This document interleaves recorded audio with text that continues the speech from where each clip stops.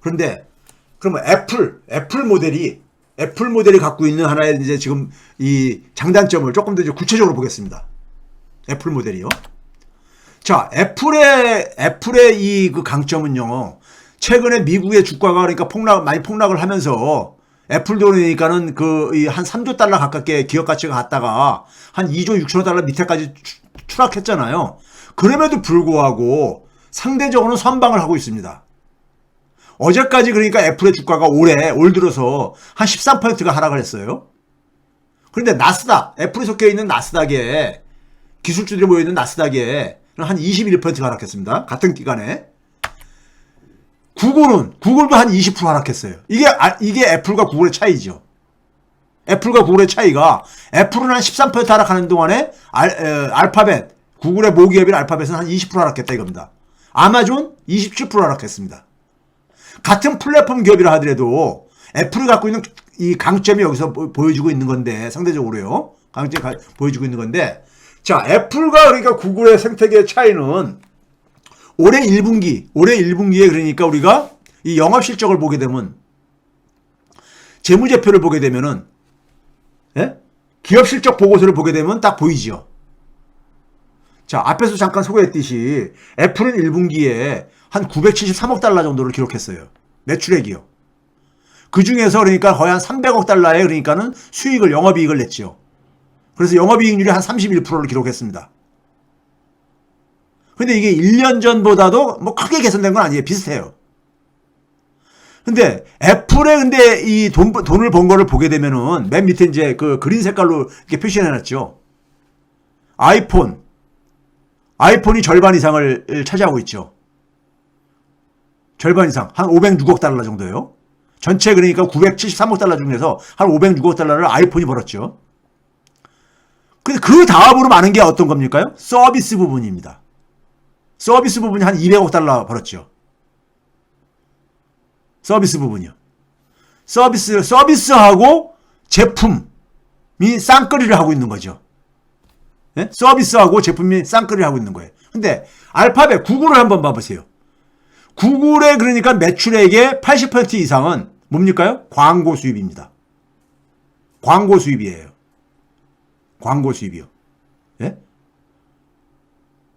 그러니까 애플 같은 경우는 제품과 서비스를 가지고 쌍끌이를 하고 있는 반면에 구글은 광고 수입이 대부분을 차지하고 있잖아요. 예? 매출액과 영업이익이 다 그러니까 애플보다도 뒤처지지만은 이 소위 가치 창출이 구글 같은 경우 광고에 그러니까 절대적인 의존을 하고 있다 이거예요. 예? 광고에. 그렇죠?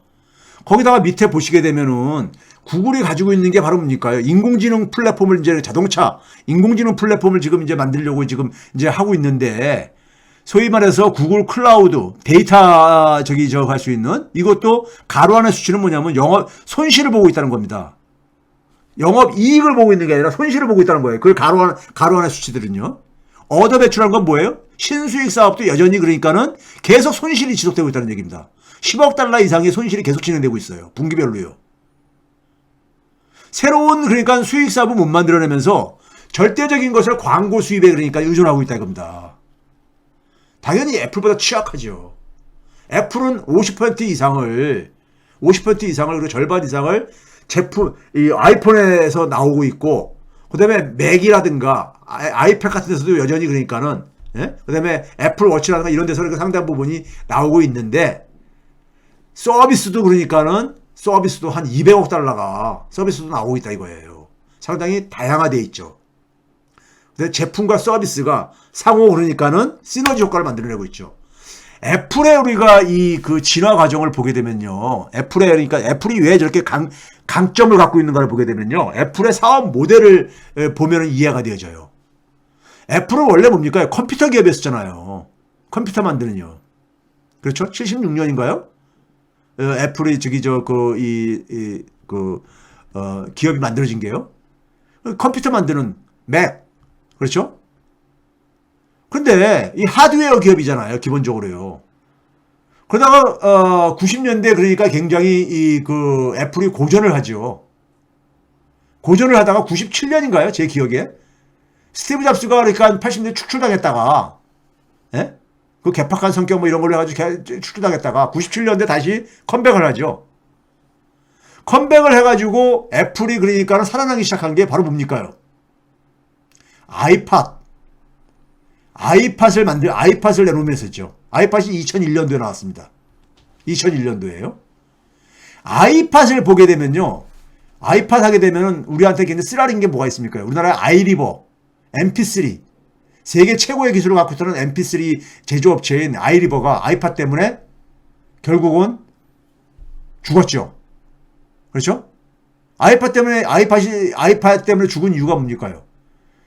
아이리버는 기본적으로 우리가 컴퓨터에 있는 음악을 그러니까 이렇게 옮기는 하나에 옮겨서 재생시켜주는 거 이런 거 있잖아요. 하드웨어 기기였었죠. 그렇죠? CD 플레이어에 있는 걸 이쪽으로 옮기는 거니까요. 그렇죠? 근데 아이팟은 기본적으로 뭡니까요?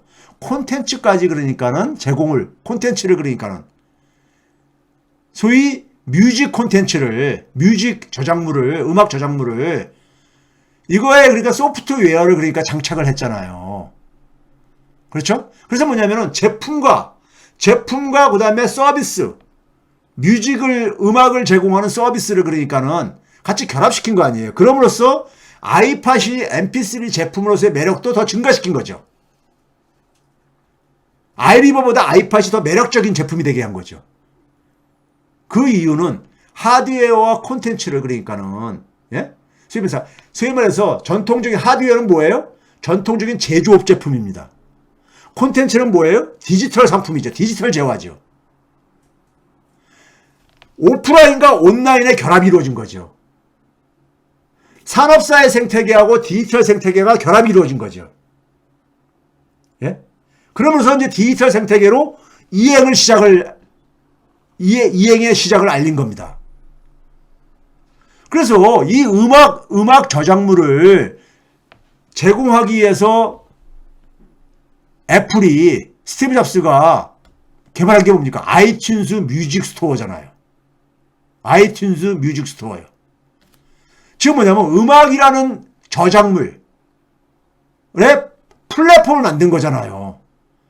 여기서 그 음악이라는 저작물은 애플이 만든 게 아니라 그 작곡가들이 음악인들이 만든 거잖아요. 만든 그것을 소비자하고 연결시켜주는 하나의 플랫폼 역할을 한 게 아이튠즈 뮤직 스토어였잖아요.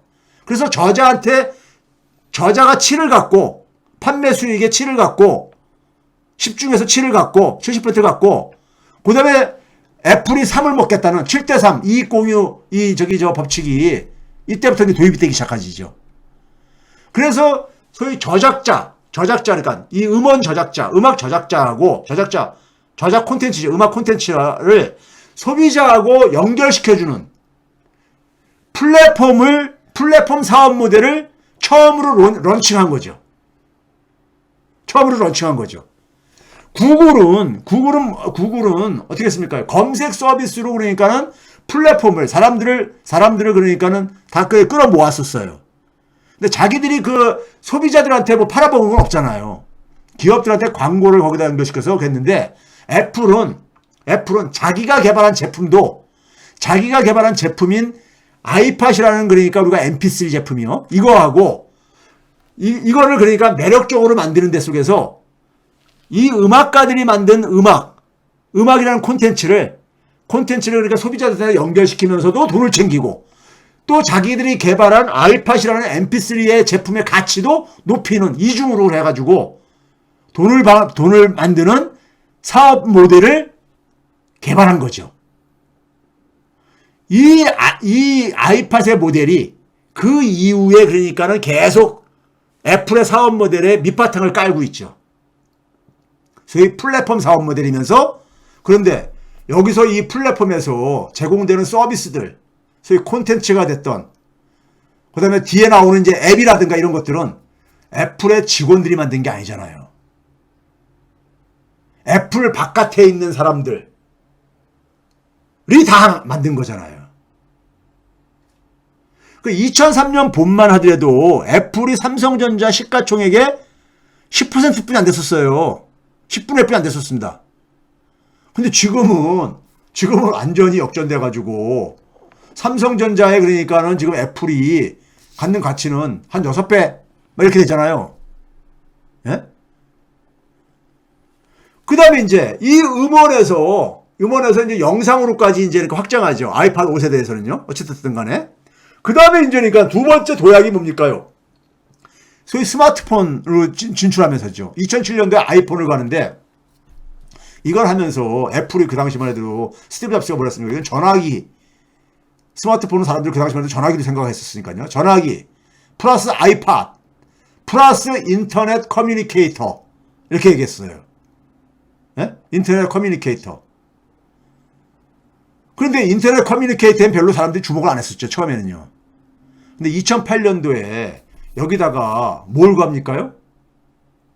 앱이라는 소프트웨어. 왜 플랫폼을 만들죠? 이거 저기 아이튠즈 뮤직 스토어하고 비슷하지 않아요? 앱은 누가 구했습니까요? 일반 그러니까 앱 개발자들. 소프트웨어 개발자들이죠. 소프트웨어 개발자들을 소비자들한테 연결시켜 준 거잖아요. 그렇죠? 소프트웨어 플랫폼을 만든 거예요. 앞에서는 뭐예요? 콘텐츠 플랫폼을 만들어 가지고 아이팟이라는 그러니까는 이 MP3 기기의 가치를 올렸다면은 이번에는 소프트웨어 플랫폼을 만들어 가지고 스마트폰의 매력을 확 높인 거 아닙니까? 가치를요. 예? 다른 스마트폰하고 차별화를 만든 거 아닙니까요? 이거를 뭉뚱그려 가지고 앱이라든가 뮤직 콘텐츠 같은 것들을 서비스라고 표현을 하지만은 더 중요한 근본은 아이디어죠. 아이디어. 그래서 앱도 마찬가지로 7대3으로 소프트웨어 개발자하고 애플하고 7대3으로 나눠받는 방식을 똑같이 적용을 하죠. 그래서 아이튠즈 뮤직 스토어는 음악이라는 저작물, 음악 콘텐츠를 매개로 한 플랫폼이었다면은 콘텐츠라는 게 뭐예요? 플랫폼이라는 게 뭐예요? 사람들을 연결시키는 겁니다. 그래서 하나의 생태계를 온라인상에다가 생태계를 만드는 거잖아요. 생태계를 만드는 겁니다. 생태계에는 소비자도 있어야 되고 공급자도 있어야 되고 그런 거잖아요. 그 생태계를 만든 거예요. 두 번째 생태계가 스마트폰 생태계죠. 여기에는 그러니까는 소프트웨어 플랫폼을 만든 거죠. 앱이라는 소프트웨어 플랫폼을 만든 거잖아요. 그렇게 해가지고 애플은 뭐 했습니까요? 이 앱을 판매해서 생기는 이익도 챙기면서 동시에 뭐 했습니까요? 자기들의 아이폰을 굉장히 매력적인 제품으로 제품을 굉장히 매력적으로 만들었잖아요. 그렇죠? 이게 그러니까 바로 플랫폼 사업 모델로 가능해진 거잖아요. 핵심은요. 플랫폼에 대한 이해가 있었기 때문에 가능했던 거예요. 네? 그 다음에 애플이 지금 이제 현재 가고 있는 지금 현재 상태는 봐보세요.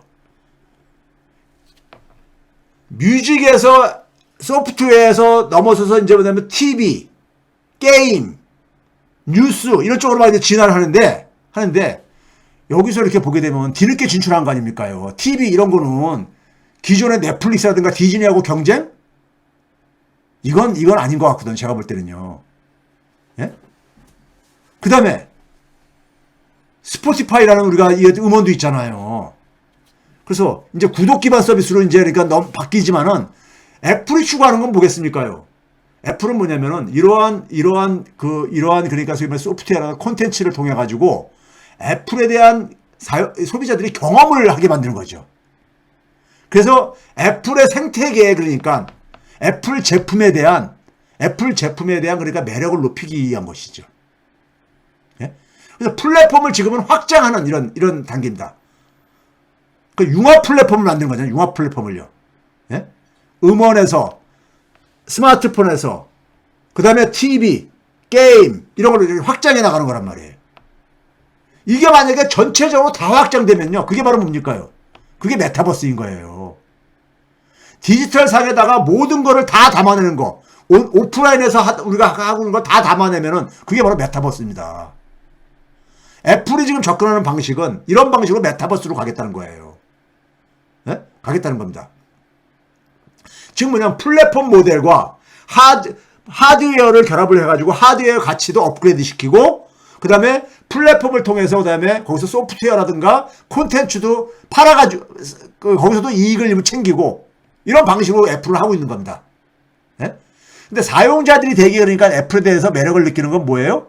콘텐츠를 경험하면서부터죠. 아이리버는 콘텐츠 경험을 할 수가 없었잖아요. 갤럭시에서는 콘텐츠 경험을 할 수가 없잖아요. 그런데 이 콘텐츠 공급 방식이 이게 결국은 플랫폼이 바로 이 콘텐츠를 그러니까는 콘텐츠와 소프트웨어를 그러니까는 공급하는 하나의 새로운 사업 모델인데 이걸 보게 되면은 오프라인에서 했던 방식과 전혀 다른 거라 이겁니다. 기존의 오프라인에서는 기업이 자기 자신이 스스로 만들었잖아요. 다요. 자기가 소비자한테 제공하는 것들은 다 기업이 만든 거잖아요. 기업의 직원들이요. 근데 여기서는 이 콘텐츠를 어떻게 애플 기업 직원들이 다 이걸 만들 수 있습니까? 불가능합니다. 불가능하죠. 이거를 기업 바깥에 있는 불특정 다수를 연결시킨 거잖아요. 끌어들인 거잖아요. 기업 바깥에 있는 사람들을 다 끌어들여야 되는 거잖아요. 그렇게 하기 위해서 어떻게 했습니까요? 이익 공유 방식. 가치를 공동으로 창조하는 방식을. 그래서 그게 바로 뭡니까요? 그래서 제가 플랫폼을 디지털 생태계라고 제가 이렇게 표현하는 겁니다. 플랫폼이라는 것은 디지털 세계에다가 하나의 생태계를 구축한 거예요.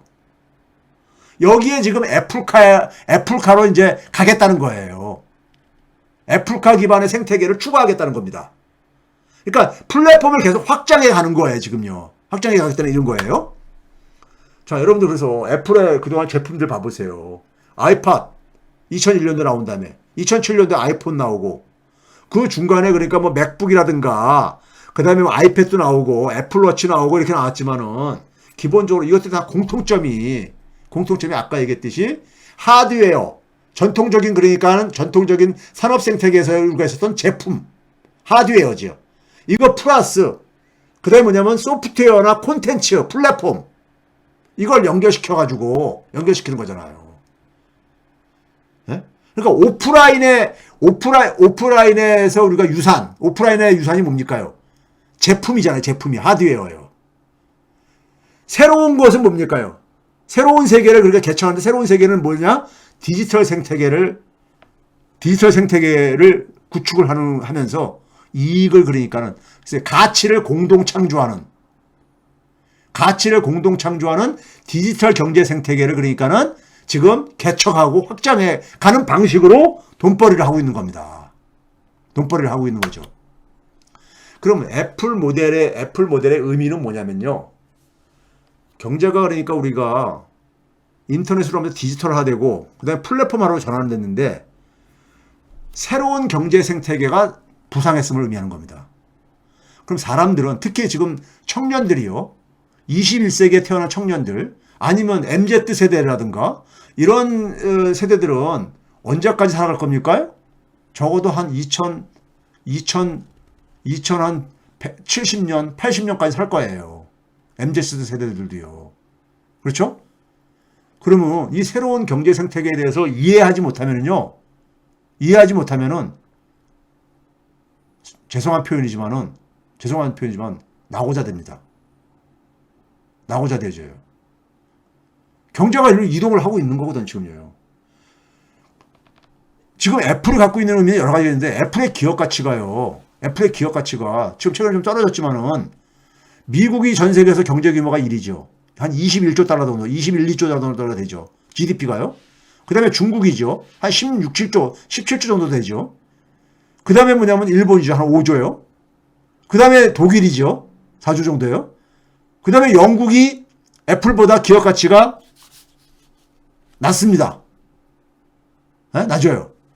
하나의 기업이 전 세계에 그러니까 우리가 국가 경제보다도요. 웬만한 경제 국가들보다도 경제 규모가 커요. 왜 그렇습니까요? 플랫폼 사업 모델은 기본적으로 오프라인에서 하는 게 아니라 디지털 상에서 하는데 디지털 상에서는 무슨 국경이라는 게 있습니까? 디지털 상에서는 모든 사람들이 다 결합될 수 있는 거예요. 그러니까 웬만한 개별 국가를 넘어설 수밖에 없는 거예요. 새로운 세계가 열리는 거예요. 전통적인 산업사회 속에서는 물리적인 영토를 중심으로 우리가 경제활동을 해왔다면은 완전히 바뀌는 거예요. 국민 경제가 더 이상 무의미해지죠. 요즘 젊은 사람들한테는 솔직히 말해서 내가 한국 사람이냐, 한국 사람이 어디서 사느냐, 이런 별 의미가 없잖아요. 그 다음에, 고용도 그러다 보니까 굉장히 유연해질 수밖에 없죠. 예? 미국에 있는, 애플의 본사가 미국에 있다 하더라도, 애플과 결합될 수 있는 거잖아요. 노동력들이요. 개발자들이 한국에서 개발자들도 거기다 앱을 올리고, 음원도 그러니까 올릴 수 있고, BTS 것도 그러니까 거기서 그거 하고, 그런 것처럼요. 예? 그렇죠? 근데 기업 조직도 굉장히 유연화가 되지죠. 예? 기업도요, 그러니까요. 이게 가속화될 수밖에 없습니다. 그럼 이 상황 속에서 전통적으로 우리가 산업사회 때는 기업인간을 조직인간이라고 했죠. 기업 조직 안에서 살아가는 인간이라 해가지고 조직인간이라는 표현을 썼습니다. 그리고 특정 어떤 공간, 폐쇄된 공간에다가 놓고 감시하면서 일을 시켰죠. 그런데 이제는 그런 거 필요 없어요. 필요 없죠. 가치를 창출하는 과정에 각자가 어디서 간에 기여를 하면 되는 거예요. 기여를 하면 되는 겁니다.